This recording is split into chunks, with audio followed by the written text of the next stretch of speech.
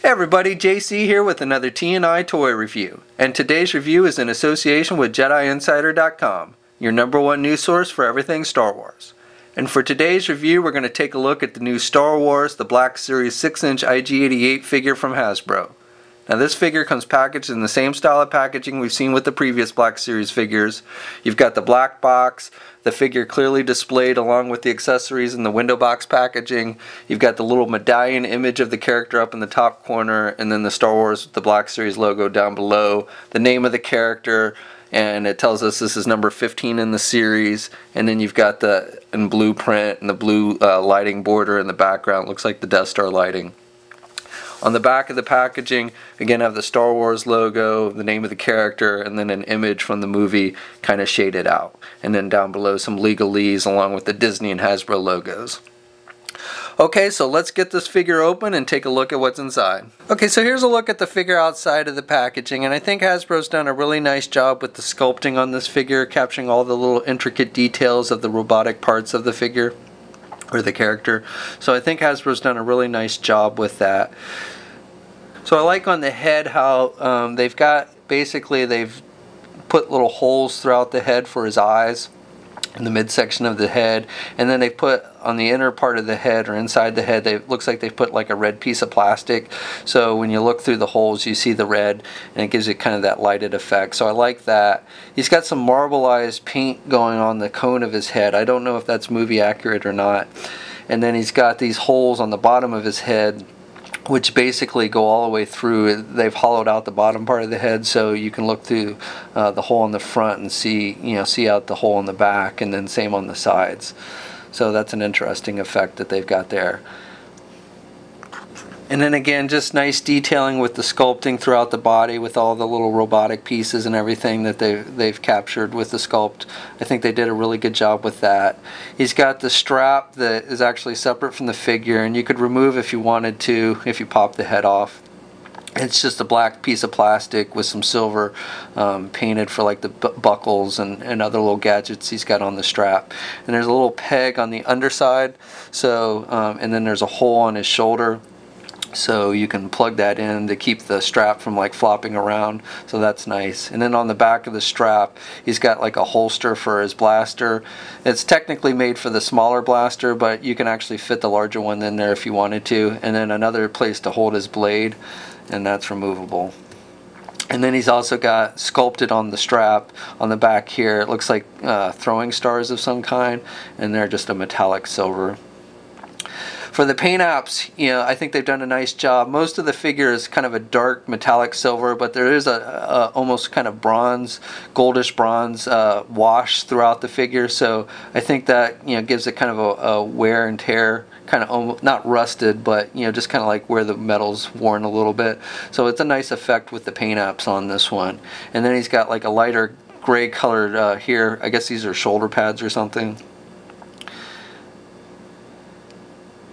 And then for the lower legs, he's got these wires, which are just kind of dark gray, and they're just rubber pieces. And he's got one on his left leg that goes from the waist down to his lower leg, and then he's got another wire on that leg that goes from his upper leg to his lower leg, and then a third wire on his right leg that goes from his upper leg to his lower leg. And you do want to be a little careful with those, especially on the left leg when you're like bending him at the knee or moving the leg around, that you not bend it too much, because you could end up pulling that wire out. For the accessories on this figure, he comes with his rifle that you see him holding in Empire Strikes Back, and it's just a black plastic, but the sculpting, not a lot of detail with the paint apps, but the sculpting on it's pretty nice. And then he comes with a smaller rifle that looks similar to the Stormtrooper blaster, but it's definitely smaller. Here's the Stormtrooper's blaster, and you can see it's definitely smaller. And a little bit of difference in sculpting as well, but for the most part it looks very similar to that Stormtrooper rifle. And I like how they've done so you can hold the weapons. He's got these kind of clamp hands. And so, the hands themselves don't really grip the weapons very well at all, but they've incorporated these little pegs on the ends of his arms, and they've put little holes on the bottoms of the rifles. So basically you just end up plugging the rifles into those little pegs, and then he holds the weapons nice and tight. Now the way the hands are shaped, the right hand is a little bigger than the left hand, and so the smaller blaster fits better in the right hand, and the bigger blaster fits better in the left hand. Now the bigger blaster will fit in the right hand as well without really any problem. But the smaller rifle, because it's not as long, it's kind of hard to get the hole to reach that peg. So, and then as I said, he's got the holster on the back, and it's really meant to hold the small rifle, and you can squeeze it in there and it fits pretty tight. But you can also, if you wanted to, could also hold the larger rifle. And then it's got a little place for the blade that just kind of slides in there. As for the blade itself, he does not really hold the blade very well. This figure does. There's no way to really kind of incorporate holding the blade. You can kind of wedge it in there, wedge it between the little clamps. But you know, if you start moving around a whole lot, he's probably going to drop it. And the sculpting on the blade and the paint apps on the blade I think are pretty nice. It's definitely a wash effect on the blade to kind of give it a worn and tear, but I also like how they've sculpted like the little nicks in the blade.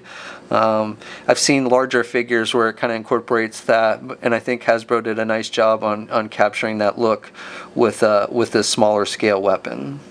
And then the handle is just kind of that, again, that kind of bronze goldish metallic color. Okay, so the figure stands at just a little bit over 7 inches tall. He seems to be in pretty good scale with the other figures. He's definitely the tallest of the bounty hunters so far. So here's next to Bosk, and you can see he's definitely a little bit taller than Bosk. Same for Boba Fett. He's not as tall as, say, Chewbacca, though. Chewbacca is definitely a bit taller than IG-88. Articulation on this figure is not quite as good as we've seen with other figures in the line, but that's kind of to be expected since, you know, he's a robot. He really doesn't probably have as wide a range of motion as like a normal human being. So I think it's somewhat movie accurate, and I also like how Hasbro's incorporated a lot of the joints into the actual design of the figure, so it's kind of hidden them pretty good. So the head, basically just you can turn left and right. There's no up or down movement with the head, but you know, again, that's I think is movie accurate. The arms are on ball joints, so he can actually get his arms out, so I like that. And he's got good rotation at the shoulders. He's got elbow joints, and I like they've basically put this little rubber pieces over the elbow joints so you can't actually see the joints, but you can still bend at the elbow, so I like that. And you can bend down too a little bit if you want. No wrist articulation. You can turn at the elbow joint. It does have the swivel, so you can turn the lower hand, but the wrists themselves don't have any articulation. No articulation with the clamps. He's got these little plastic pieces that come down, and there's no articulation on that either. And then he has a midsection joint, and again, I like how they've kind of sculpted that to look like the robotic parts, so you don't really notice it, but he does have basically an ab crunch joint there, and he can look up, so you know, I like that. And he's got rotation there as well. So I think they did a good job of incorporating that ab crunch joint to make it look like it's part of his robotic, you know, body. His legs you can just do forward and back. You can't do them out.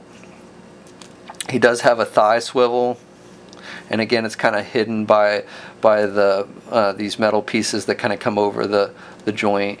He's got the single hinged knee, but he does have good bending at the knee, though again, you want to be careful when you're bending not to pull too hard on those wires. And then he's got swivel and up and down movement at the ankles. He doesn't have ankle pivot, but he does have good up and down movement and a swivel, so not bad. And he's got 2 peg holes on the bottom of his feet. Okay, so that's my review. Overall, I really like this figure. I think Hasbro's done a nice job with the sculpting. The details on the sculpt I think are really nice. I think Hasbro did a good job of incorporating articulation on this figure. It's not quite as articulated as other figures in the line, but I think it's his articulation fits the character and is movie accurate. So I'm pretty happy with the articulation on this figure. The paint apps are solid and the accessories are nice, and I like how they've incorporated it so he actually holds the accessories pretty nice and tight. This figure is not scheduled to be released until I believe late May, so this figure, along with Bush, which we looked at yesterday, and Commander Cody, which we'll look at tomorrow, all are in that one wave, which, like I said, should probably start hitting shelves towards the end of May. And that's my review. You will have a full gallery of images over at JediInsider.com. There's a link in the description below.